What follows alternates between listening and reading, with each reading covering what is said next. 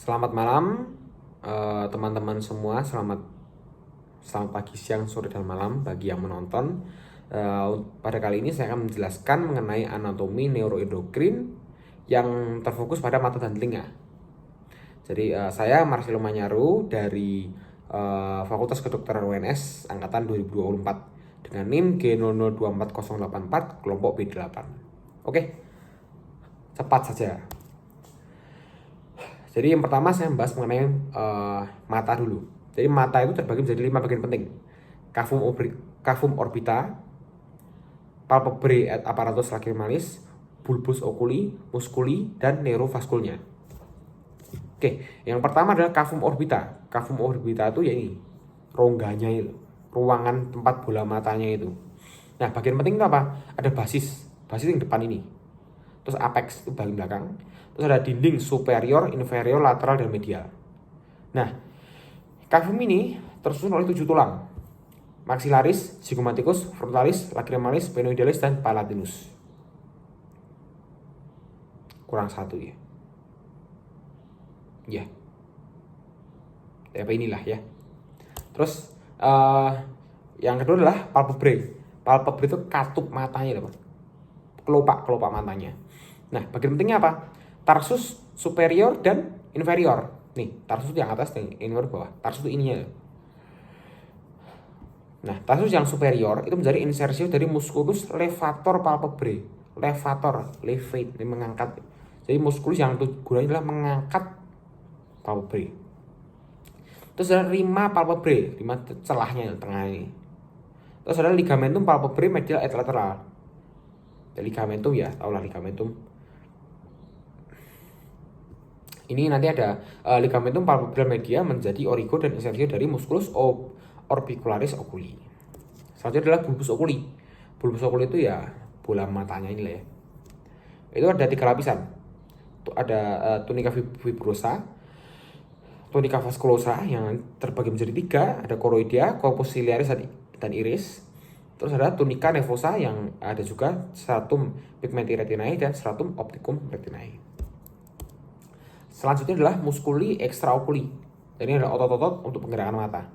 Muskulusnya ada 1, 2, 3, 4, 5, 7. Levator palpebrae untuk mengangkat palpebrae superior.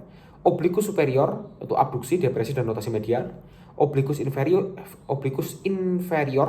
untuk abduksi, elevasi, dan rotasi lateral. Rectus superior untuk abduksi, elevasi, dan rotasi medial. Rectus inferior untuk abduksi, depresi, dan rotasi lateral. Rectus medialis abduksi, rectus lateralis untuk abduksi juga. Sorry, yang medialis itu adduksi. Adduksi, kalau yang lateralis abduksi. Lanjut, selanjutnya adalah neurovaskul. Nah, untuk mata ini adalah cabang utamanya ada arteri cartus interna, arteri ophthalmica, dan arteri maxillaris. Selanjutnya adalah anatomi organon vestibulocochlearis atau anatomi telinga ya. Nah, yang ini agak panjang ya. Jadi telinga itu dibagi menjadi 3. Auris externa, media, dan interna. Externa ya paling luar, interna paling dalam.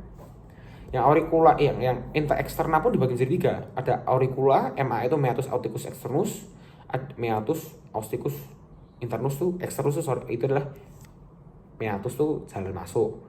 Opticus tuh ya telinga, externus tuh bagian luar gitu.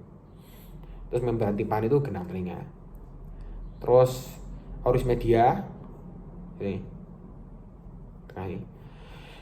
ada cavitas tympanica, ossicula auditiva, dan tuba eustachii. Terus auris interna adalah labyrinthes osseus dan labyrinthes membranaceus. Oke, pertama adalah auris externa dulu.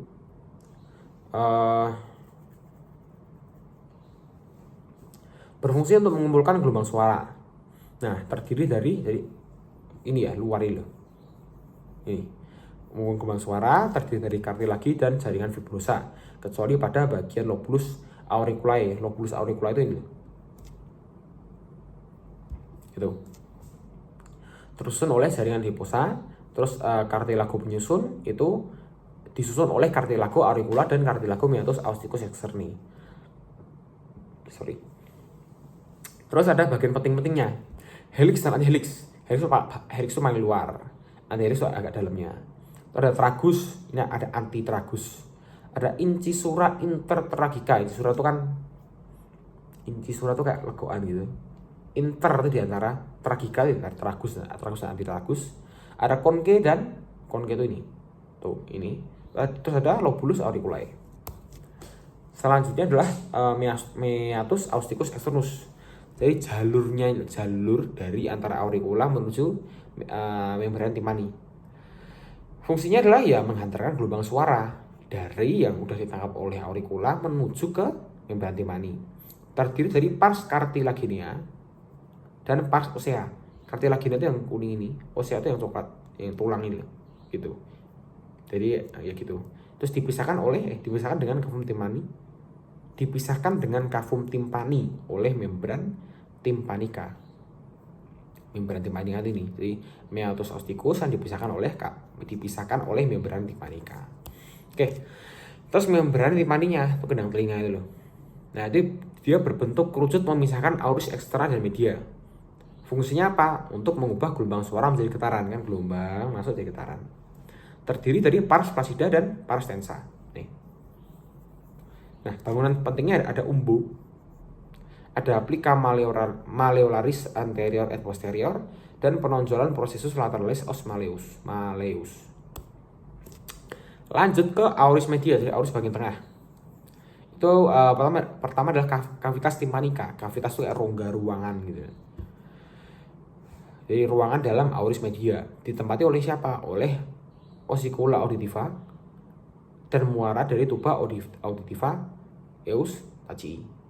Nah, nice to know aja, tuba Eustachii pada orang dewasa lebih vertikal ke bawah, sedangkan pada anak-anak lebih horizontal. Tuba Eustachii itu yang mana? Yang ini loh, saluran ini loh. Nah, yang seperti ini itu punya orang dewasa.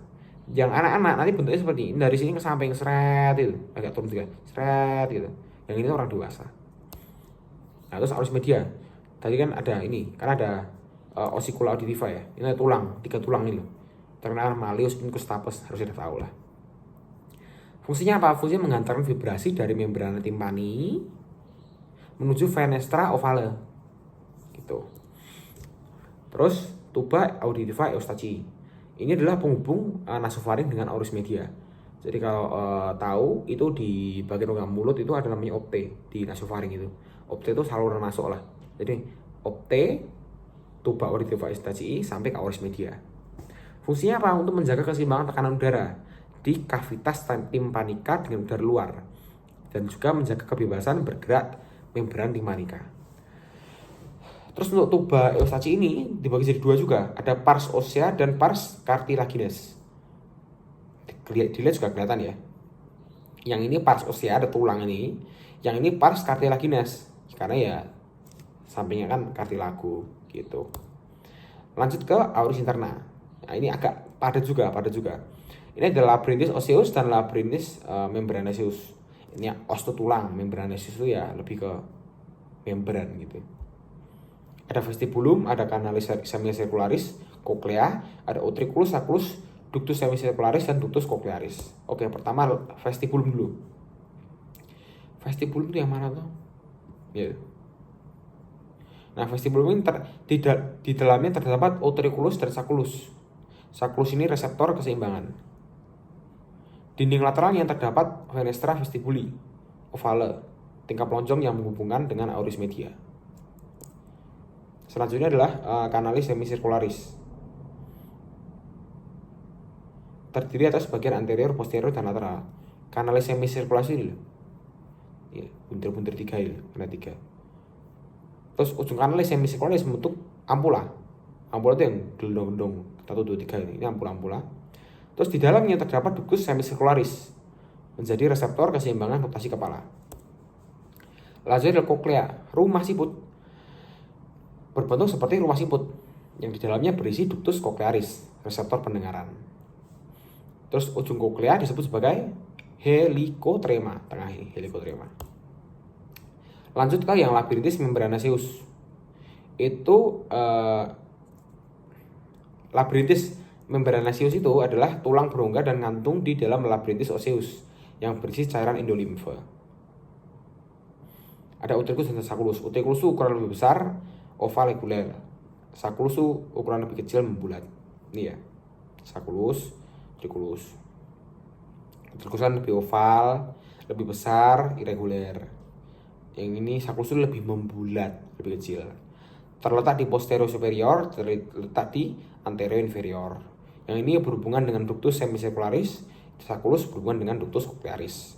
Merespon horizontal acceleration, merespon vertical acceleration. Maksudnya apa?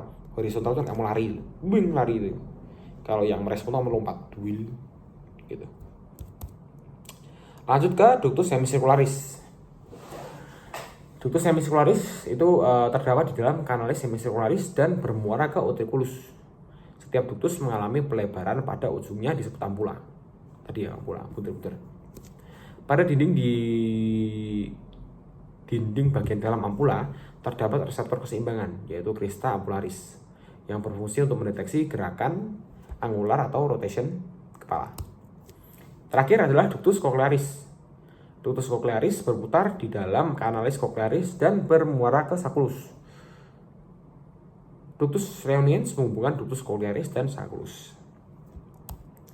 Sekian dan terima kasih. Semoga infonya bisa bermanfaat. Apabila ada salah kata dan ucapan mohon dimaafkan. Sekian dan terima kasih.